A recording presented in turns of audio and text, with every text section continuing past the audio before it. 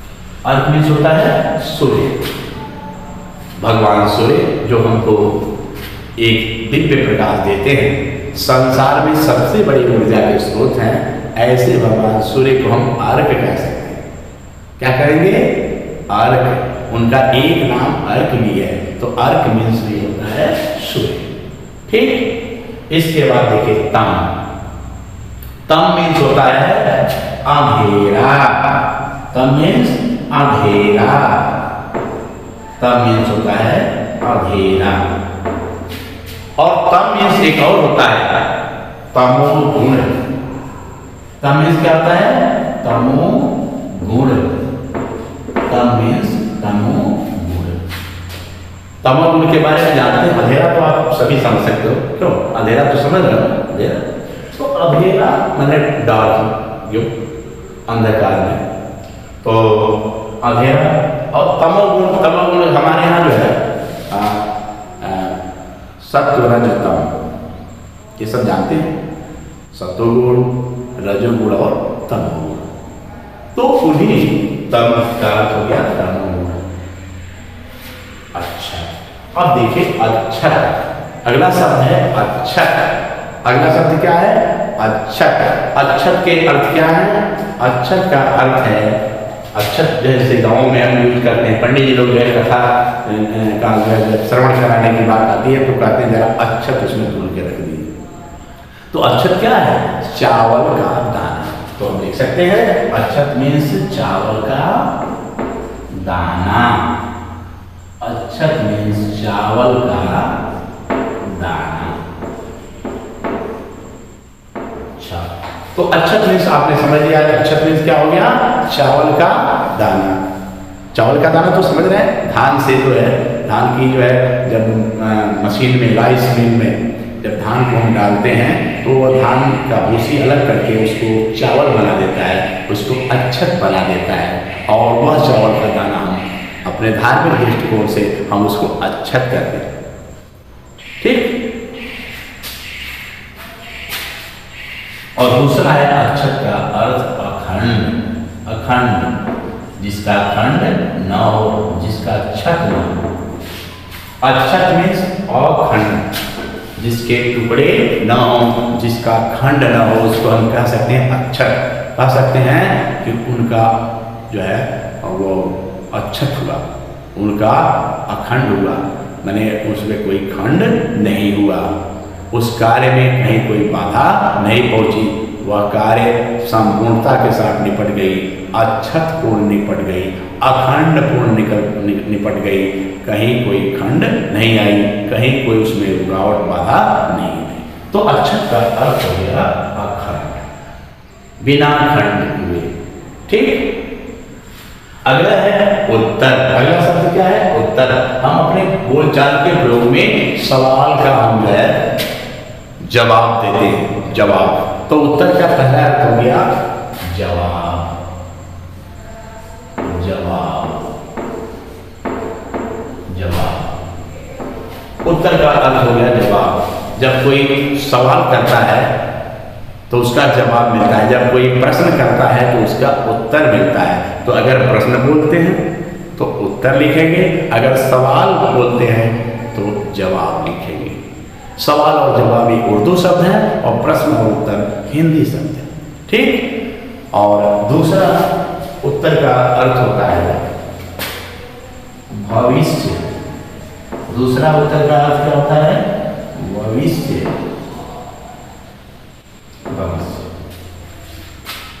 कोई कार्य भविष्य में होने वाला है, तुम उसको कह सकते हैं कि वो आने वाले उत्तर काल में होगा।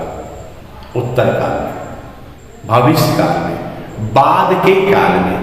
तो उत्तर का एक और अर्थ हो गया बाद के, या बाद में, बाद,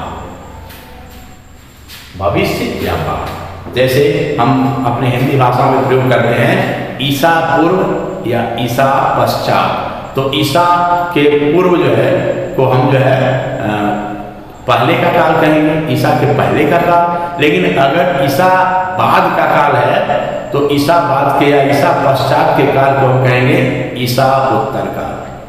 मैंने ईसा के बाद का काल, ईसा के भविष्य के काल। ठीक, समझ में आया? तो उत्तर का अर्थ हो गया जवाब, भविष्य और बाद का। ठीक, हरि, बहुत अच्छा शब्द आपके सामने है हरि। हम अच्छा सा जानते हैं, सभी लोग जानते हैं, आप भी जानते हो, आप भी जानते हो, हरि का अर्थ होता है भगवान। हरि का क्या अर्थ होता है? भगवान, भगवान। और दूसरा हरि का अर्थ होता है, भगवान के बारे में तो हम सर्वविदित हैं, भगवान के बारे में तो कुछ कहना नहीं है, भगवान तो कण कण में व्याप्त है, ऐसी हमारी मान्यता है। ऐसी भी हमारी मान्यता है कि हम जो है हिंदू रिलीजन से अगर बिलोंग है तो हमारे 33 करोड़ देवी देवता और एक परम ब्रह्म है, परम पिता परमेश्वर, जिनको हम जो है उसकी श्रेणी में रखते हैं भगवान। कोई ऐसे दिव्य व्यक्ति हैं जो हमको संचालित करते हैं, तो हरि भगवान, ऐसे भगवान। और हरि का दूसरा अर्थ होता है मेढक। हरि का दूसरा अर्थ क्या हो गया? मेढक, मेढक। और मेढक के बारे में जानते हैं, एक उभयचर प्राणी है। मेढक क्या है? एक उभयचर प्राणी है। उभयचर मतलब जल में भी रहता है और थल में भी रहता है, लेकिन विज्ञान तो उसे मान्यता देता है कि मेढक जो है जल, थल और नभ तीनों की श्रेणियों में रहता है। नभ का अर्थ हम ये कर रहे हैं कि विज्ञान कहता है कि कुछ मेढक जो है कि प्रजातियां पेड़ों पर भी रहती है, तो धरती से ऊपर हो गई, इसलिए इसकी श्रेणी को हम नभ की ओर। तो मेढक, ऐसा मेढक उसको हम हरि कहते हैं। हरि जल में भी रहता है, हरि थल में भी रहता है और हरि पेड़ों पर भी रहता है। तो मेढक की विभिन्न प्रजातियां हैं, जैसे आप जानते भी हैं। मेढक की कुछ प्रजातियों को मैं आपके सामने बता भी देता। मेढक, भेड़ और टोड, ये मेढक की 3 प्रजातियां हमने भी अपने शिक्षा काल के समय में जीव विज्ञान में पढ़ा था कि मेढक की ये प्रजातियां कुछ हैं, जिसमें भेक है, टोड है और मेढक। तो हरि मीन्स क्या हो गया? मेढक। हरि मीन्स क्या हो गया? मेढक। और तीसरा भी एक हरि का अर्थ बनता है सर्प।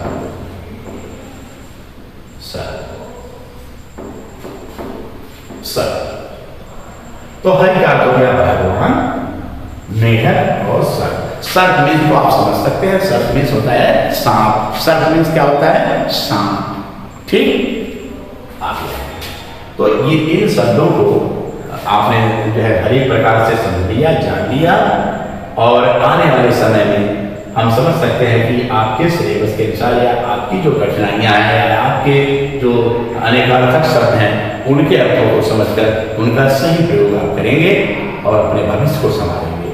आइए सेकंड पार्ट में कुछ शब्द हैं, उसको भी हम जानते हैं। कर्ण, पहला क्या आता है? कर्ण। तो कर्ण मीन्स होता है कान। कर्ण मीन्स कान, कान। ये कान, जैसे हम लोगों के पास 2 कर्ण हैं, 2 कान हम कह सकते हैं, हमारे पास 2 कर्ण हैं, हमारे पास 2 कान हैं। तो कर्ण मीन्स क्या होगा? कान। और इसी कर्ण में जब कोई हम जेवर गहने जो है किसी महिला को पहनते हुए देखते हैं तो उस जेवर का नाम उस कर्ण के अनुसार बनता है। जैसे कुछ महिलाएं क्या होती हैं, कान में एक जेवर पहनती हैं जिसको कहते हैं कर्णफुल। क्या कहते हैं? कर्णफुल, यानी कान का फूल। कुछ महिलाएं कान में टप्स पहनती हैं तो कर्ण जो है टप्स कहते हैं। कुछ महिलाएं कान में बाली पहनती हैं तो उसको कर्णबाली कहते हैं। तो इस तरह से कान में जो चीज पहना जाएगा कर्ण उसके साथ लगेगा। ठीक, तो कर्ण का मतलब कान। और एक कर्ण का अर्थ और होता है कुंती का पुत्र। क्या होता है? कुंती का पुत्र। एक कर्ण का अर्थ होता है कुंती का पुत्र। ठीक, एक कर्ण का क्या अर्थ होता है? कुंती का पुत्र। कुंती के पुत्र के बारे में भी आप जानते हैं, अभी महाभारत चला है, ये कोविड-19 संक्रमण का जो पीरियड चल रहा है उसमें सीरियल्स डीडी नेशनल पर जो है दिखाया है, डीडी भारती पर दिखाया है रामायण और महाभारत को, तो उसमें भी आपने कर्ण को देखा होगा। एक महारानी महावीर कुंती का पुत्र रहा है, जो जिसको सूर्य की कृपा से कुंती को प्राप्त हुआ था, तो उसको सूर्य पुत्र भी कहते हैं। तो ऐसे कर्ण को कुंती का पुत्र क्या कहते हैं? कुंती का पुत्र। हम दूसरे रूप में कर सकते हैं कि कर्ण को सूर्य पुत्र भी कह सकते हैं। कर्ण को क्या कर सकते हैं? सूर्य पुत्र। ठीक, तो कर्ण कान, कुंती का पुत्र, सूर्य पुत्र। ठीक, इसके बाद है काल। ये हमारे जीवन में हमेशा ये इस शब्द का प्रयोग होता है। तो काल का मतलब होता है समय। काल का मतलब क्या होता है? समय। काल का अर्थ हो गया समय।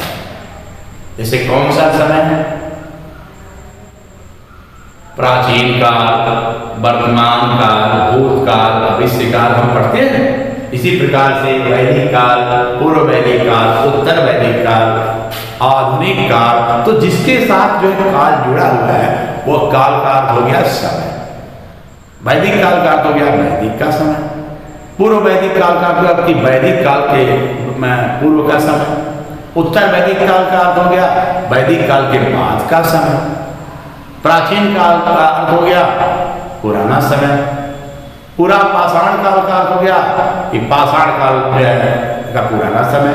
पाषाण काल, नव पाषाण काल, नया पाषाण काल का समय। तो इस तरह से काल जहां भी लगता है उस काल का अर्थ हो गया समय। काल का अर्थ क्या हुआ? समय। और दूसरे काल का अर्थ है मृत्यु। काल का एक दूसरा अर्थ हो गया मृत्यु। लोग कहते हैं कि उनका काल आ गया। लोग कहते हैं कि उनकी काल समीप आ गई है, माने उनकी मृत्यु क्या है? समीप आ गई है, उनकी मौत बिल्कुल निकट आ गई है। तो दूसरे काल का दूसरा अर्थ हो गया मृत्यु। ठीक, आगे देखिए कांड। कांड लोग कहते हैं कि गोली कांड, वहां गोली कांड हो गया, वहां किसी का मर्डर हो गया। तो कांड का अर्थ हो गया घटना। कांड का अर्थ क्या हो गया? घटना। मैंने कोई घटना घटी, कहते लोग कि वहां बड़ी भीड़ है, बहुत लोग जमा हुए हैं, क्या कोई कांड हो गया है? क्या कोई घटना हो गई है? तो कांड का अर्थ हमने क्या निकाला? कांड का अर्थ घटना, वहां कोई घटना हो गई। ठीक, अच्छा। अब कांड का दूसरा अर्थ अध्याय। कांड का दूसरा अर्थ क्या हो गया? अध्याय। अध्याय। ठीक, जैसे अगर हम बात करें रामचरितमानस रामायण की, तो उसमें बहुत सारे कांड हैं, बहुत सारे अध्याय हैं। उसमें बहुत सारे क्या है? अध्याय है, बहुत सारे कांड हैं।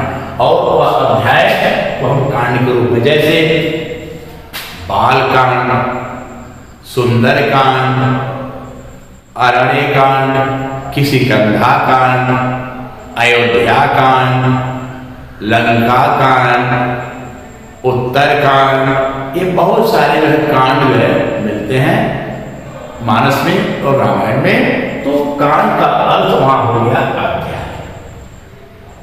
बाल कांड मतलब बाल अध्याय। भगवान राम मर्यादा पुरुषोत्तम श्री राम जब छोटे उम्र में थे, तो छोटे उम्र में उनकी लीला कैसी रही, उनका जन्म कैसे हुआ, इन सब की घटनाएं जो है हम जो है उस कांड के जरिए देखते हैं, अध्याय के जरिए देखते हैं। इसका नाम होता है बाल कांड।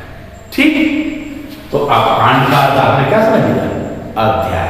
कांड का अर्थ क्या आपने समझ लिया? अध्याय। अब तो कोई इसमें कोई गलत फहमी नहीं है। कांड का अर्थ आपने क्या समझा? कांड का अर्थ अध्याय, समझ लिए? चलिए, कांड का अर्थ एक घटना हो गया और कांड का अर्थ अध्याय, आपने समझ लिया?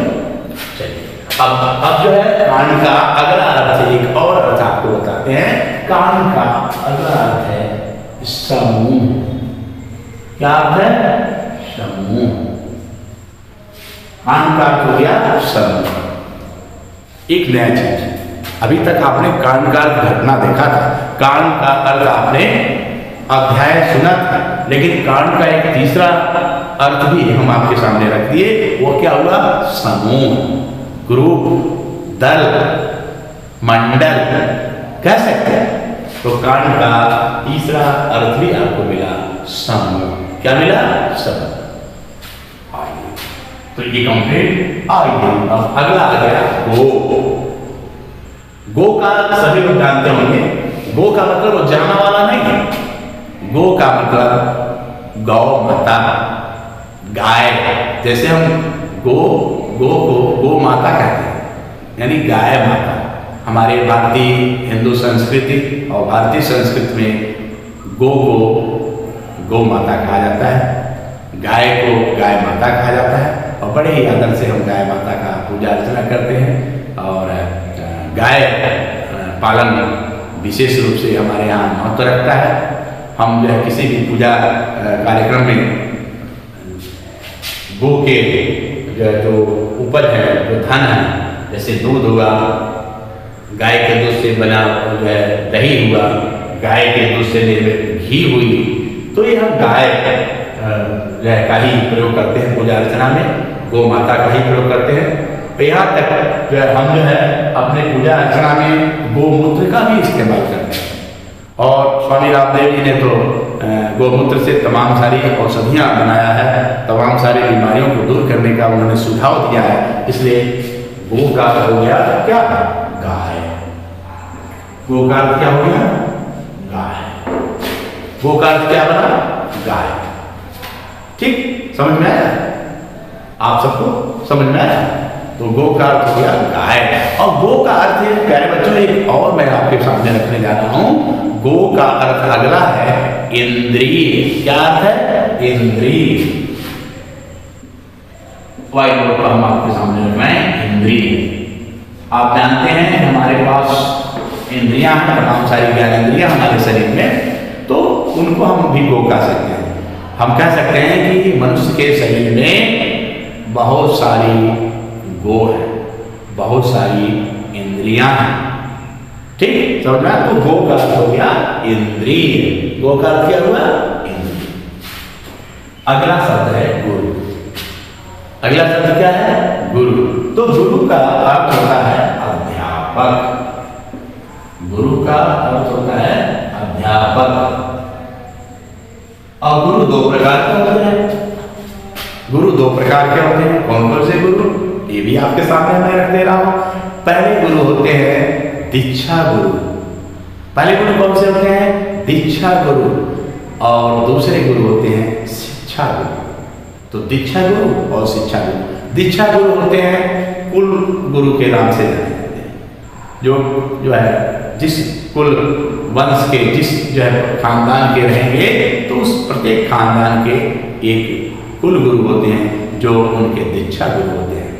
हम सभी के भी कुल गुरु, आप सभी के भी कुल गुरु होंगे। तो कुल गुरु को हम जो है दीक्षा गुरु कहते हैं। और जो शिक्षा गुरु होते हैं, जो पढ़ाई लिखाई में योगदान देते हैं, जो आपके ज्ञान को बढ़ाने में योगदान देते हैं, तो वो शिक्षा गुरु। जैसे मैं आपको जो शिक्षा दे रहा हूँ, तो मैं आपका शिक्षा गुरु हूँ, आपका कुल गुरु नहीं, आपका कुल गुरु नहीं। तो गुरु का अर्थ हो गया अध्यापक। तो अध्यापक। और दूसरा गुरु का अर्थ हो गया बड़ा। दूसरा गुरु का क्या अर्थ हो गया? बड़ा। जैसे हम अपने बोलचाल में कहते हैं ये गुरु है और वो लघु है। तो गुरु का अर्थ बड़ा और लघु का अर्थ छोटा। ठीक, तो यहाँ गुरु का अर्थ हो गया अध्यापक और एक गुरु का अर्थ हो गया बड़ा। ठीक, कोई कठिनाई दूर। और अगला शब्द है घन। अगला शब्द क्या है आपके सामने? घन। तो घन का मतलब लोग कहते हैं कि धान की नर्सरी बहुत घन हो गई है। धान की नर्सरी क्या हो गई है? बहुत घन हो गई है। तो घन माने घना हो गई है। घन माने घना। धान की नर्सरी बहुत घन हो गई है। धान की नर्सरी बहुत घना हो गई है।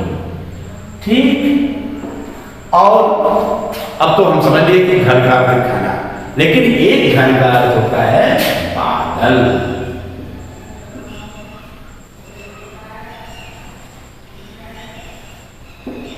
बादल। घन का दूसरा अर्थ होता है बादल। बादल, आकाश जो है निर्मल रहता है तो घन नहीं होते हैं, और आकाश जो है में जब घन छा जाते हैं, विशेष रूप से बरसात के दिनों में, विशेष रूप से जब जो है हमारा जो है मानसून जो है सक्रिय रहता है उन दिनों में, तो हम उसको कह सकते हैं कि जो है आकाश में घने घन छाए हुए हैं, घने बादल छाए हुए। तो घने घन कह सकते हैं, बादल की जगह पर कह सकते हैं कि आकाश में घने घन छाए हुए हैं। तो घन मीन्स हो गया बादल और घन मीन्स हो गया घना। अगला शब्द है चपला। चपला, चपला के बारे में आप जानते हैं, चपला माने होता है लक्ष्मी। चपला माने लक्ष्मी, लक्ष्मी। चपला मीन्स होता है लक्ष्मी। लक्ष्मी, लक्ष्मी की कृपा जिसके ऊपर होती है वह रंग से राजा हो जाता है, और जिसके पास लक्ष्मी की कृपा नहीं होती है वह राजा से रंग हो जाता है। तो लक्ष्मी की हम सभी को जो है कृपा मिलनी चाहिए, देवी लक्ष्मी की हम सभी को कृपा दृष्टि मिलनी चाहिए, ऐसी हम सबकी प्रार्थना है और आपके लिए भी हम प्रार्थना करते हैं। तो चपला मीन्स लक्ष्मी। और अगला होता है चपला का बिजली। चपला मीन्स बिजली। बिजली को भी हम चपला कहते हैं। और आप जानते हैं बिजली जो है हमारे यहाँ बिजली दो प्रकार की इस्तेमाल होती है। वैसे तो हमारे दृष्टिकोण से 3 प्रकार की होती है, लेकिन व्यवहारिक रूप से देखें तो आप 2 प्रकार का समझ सकते हैं। एक चपला होती है जो आकाशीय बिजली होती है, तो आकाशीय चपला हम उसको कहते हैं, उसको प्राकृतिक बिजली हम कहते हैं। प्राकृतिक चपला, उसको हम प्राकृतिक चपला कहेंगे। जो है आकाश में जब बादल लगते हैं, वर्षा होती है, कड़क होता है, तो कहीं कहीं आप सुनते होंगे कि वहाँ आकाशीय बिजली गिर गई, वहाँ आकाशीय चपला जो है ने काफी नुकसान किया, और आकाशीय चपला काफी हानि भी पहुंचाती है। अक्सर आप सुनते हैं कि 2 लोग मारे गए, 4 लोग मारे गए, 10 लोग मारे गए। किसकी वजह से? आकाशीय चपला की वजह से, आकाशीय बिजली की वजह से। तो चपला मीन्स बिजली। और कृत्रिम बिजली भी हम जो है अपने इस्तेमाल करते हैं, जिसको वैज्ञानिकों ने जो है बनाया है। ये बिजली 2 प्रकार से बनती है, एक तो पानी के जरिए बिजली मिलती है, और एक परमाणु है संयंत्रों के जरिए। तो एक परमाणु बिजली का, तो 2 प्रकार की बिजली तो हम कृत्रिम ढंग से लेते हैं, और एक प्रकार की बिजली हमको नेचुरल मिलती है, आकाशीय बिजली मिलती है। अगला है जीवन शब्द। अगला क्या मिला? जीवन। तो जीवन का अर्थ है पानी। जीवन का अर्थ है पानी। जीवन को हम एक अर्थ में पानी जानते हैं, इसीलिए कहा गया है कि जल ही जीवन है। जीवन का अर्थ क्या? पानी। और हमारे मनीषियों ने, हमारे ऋषियों ने, हमारे मुनियों ने, हमारे महापुरुषों ने जीवन को पानी कहा है। तो जीवन का अर्थ क्या आपके सामने मिला? पानी। तो जीवन का अर्थ हो गया पानी, और हम कहते हैं कि जल ही जीवन है। ठीक। और छोटे छोटे बच्चे कविताओं में कहते हैं कि मछली जल की रानी है, उसका जीवन पानी। तो जीवन का अर्थ पानी। और दूसरे जीवन का अर्थ है प्राण। दूसरे जीवन का क्या अर्थ है? प्राण। एक जीवन का अर्थ हुआ पानी, और एक जीवन का अर्थ क्या हो गया? प्राण। ठीक। आपने समझ लिया? समझ में आया? कहीं कोई इसमें संदेह? हाँ, चलिए, संदेह आपका नहीं है तो कोई बात नहीं। जीवन का मतलब पानी, और जीवन का मतलब प्राण। ठीक। अगला है जड़। जड़ आपके सामने कौन सा शब्द है? जड़। ठीक। तो जड़ का अर्थ होता है, आप जानते भी हैं, जड़ का अर्थ होता है मूर्ख। जड़ का क्या अर्थ होता है? मूर्ख। जड़ का क्या अर्थ होता है? मूर्ख। और मूर्ख तो जानते ही हैं, मूर्ख कहीं भी होगा अपने परिचय दे देगा। अपने कार्यों से, अपने मूर्खतापूर्ण जो है गुणों से मूर्ख जो है अपनी पहचान दर्ज करा देगा। मूर्ख को परखने में हम सभी को, आप सभी को कहीं देरी नहीं लगी। तो जड़ माने होता है मूर्ख, और दूसरा जड़ है मूल। मूल, इस जड़ का जो मूल जड़ अर्थ है, वो मूल का हम प्रयोग जो है जानते हैं और पहचानते भी हैं कि कोई भी जो है पौधा, पेड़ पौधे जब खड़े होते हैं तो अपने वो मूल के सहारे खड़े होते हैं, अपने वो जड़ के सहारे खड़े होते हैं। किसके सहारे खड़े होते हैं? जड़ के सहारे, मूल के सहारे।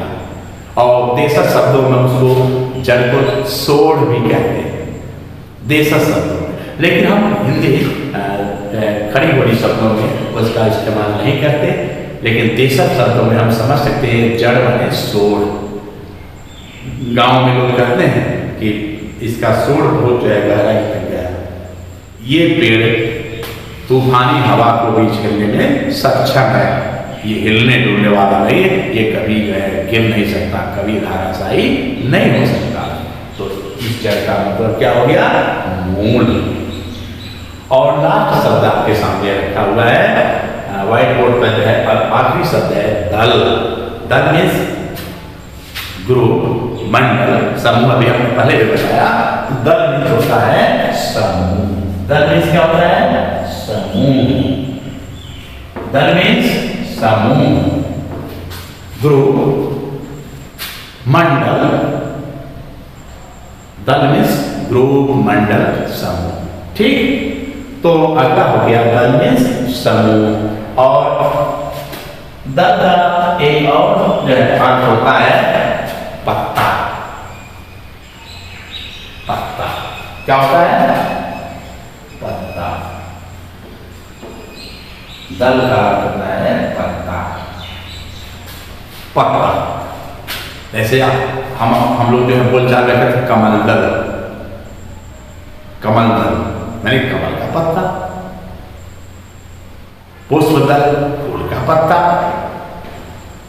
ठीक है, तो दल का अर्थ जो है क्या हो गया? पत्ता। तो ये आज का अनेकार्थक शब्दों का एक छोटा सा ये गुच्छ आपके सामने रहा।